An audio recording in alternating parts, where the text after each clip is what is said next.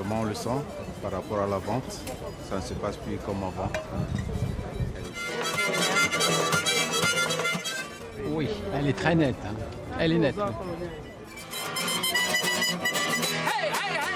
On le sent, mais tout le monde le sent. Non. Donc voilà, ce sont des signes qui pour nous, en tant qu'acteurs de terrain, montrent que la crise, malheureusement, est là et je pense est là pour rester encore un certain temps. Il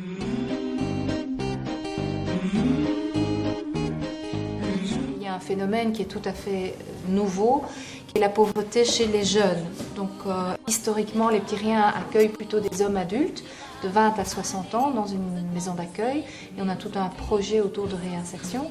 Mais depuis quelques années, on voit vraiment que ça touche des jeunes. Donc on a ouvert une maison pour jeunes qui s'appelle At Home et on accueille des jeunes hommes de 18 à 24 ans.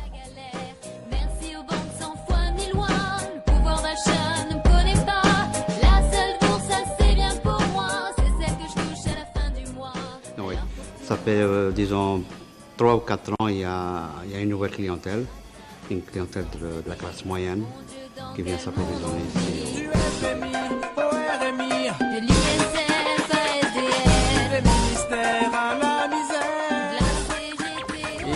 Si vous regardez bien ici, vous allez voir qu'il y a des gens de toutes couches sociales confondues. Hein. Il y a des gens qui viennent pour flâner, pour acheter une bricole, et d'autres qui viennent pour acheter vraiment du quotidien, voire des vêtements, parce que ça fait longtemps que je viens, il n'y avait pas autant de vêtements il y a 10 ans par exemple.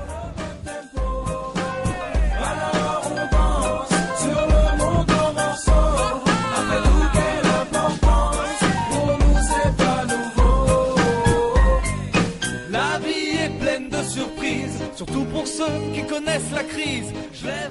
C'est-à-dire qu'au final, je consomme beaucoup moins qu'avant. C'est-à-dire que je fais moins d'achats. On fait plus de l'achat raisonné que de l'achat impulsif. Bon, l'achat impulsif, c'est on voit un truc qui plaît, on l'achète tout de suite. Maintenant, on prend un temps de réflexion et on l'achète après, quoi. Si vraiment c'est nécessaire, on va plus vers le nécessaire que vers le superflu. La course à la consommation produit des sans sommation. Et vous qui trouvez si c'est quelque chose auquel je fais attention, c'est vrai que quand je consomme, j'essaie toujours d'aller quand même au moins cher. C'est vrai que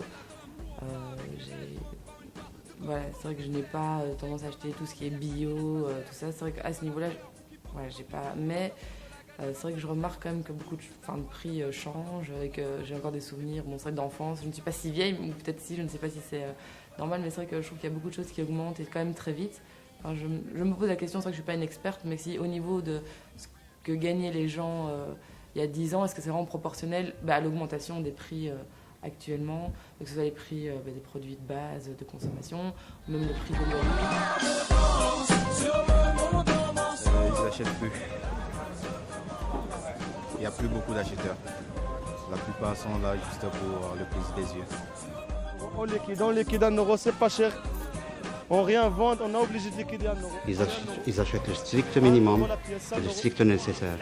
Alors qu'avant, moi je me rappelle, il y a une dizaine d'années, les gens achetaient par le plaisir, parce que ça leur plaisait, parce que même si ce n'était pas nécessaire. Par contre, je vois les choses peut-être parfois sous un autre angle, un peu plus optimiste, en me disant que du coup, on est tous obligés de faire plus avec moins. Et bien entendu, ça ne touche pas les gens qui n'ont vraiment rien, parce que ça, c'est une situation de détresse humaine qui est intolérable. Mais au niveau de la société, je pense qu'on peut revenir peut-être à un mode de consommation plus raisonné, où on consomme moins, on achète moins, et peut-être qu'on met aussi du coup ses priorités de vie ailleurs. Et je pense que c'est pas la consommation qui fait le bonheur.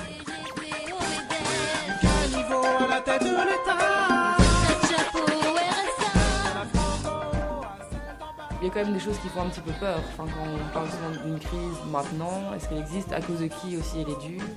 Je veux dire, c'est pas les citoyens finalement qui ont créé cette crise, mais bien ceux qui sont censés nous gouverner ou les banques, enfin, tous ceux qui avaient le pouvoir et l'argent.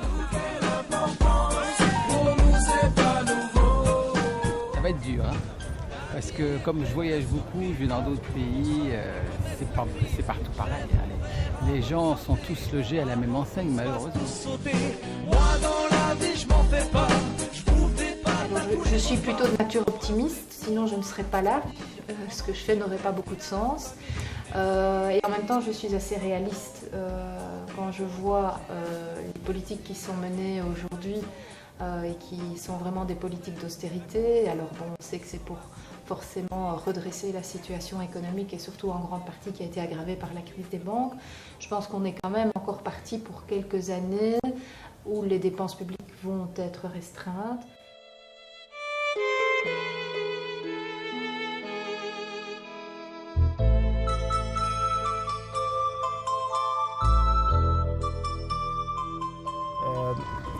Le coût de la vie fait qu'aujourd'hui, je suis un travailleur pauvre.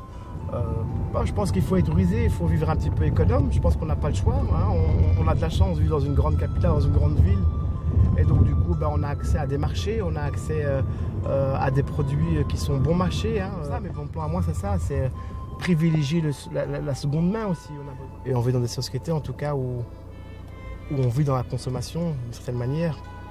Et donc du coup, c'est une manière de les tenir un peu, si je peux me permettre, en laisse. Donc, en tout cas, moi, c'est la question que je me pose, c'est à qui elle profite cette crise. Donc oui, je pense qu'aujourd'hui, un foyer moyen avec des enfants et des charges, les gens doivent se débrouiller, les gens doivent se débrouiller, les gens doivent se débrouiller, les gens doivent se débrouiller, les gens doivent se débrouiller.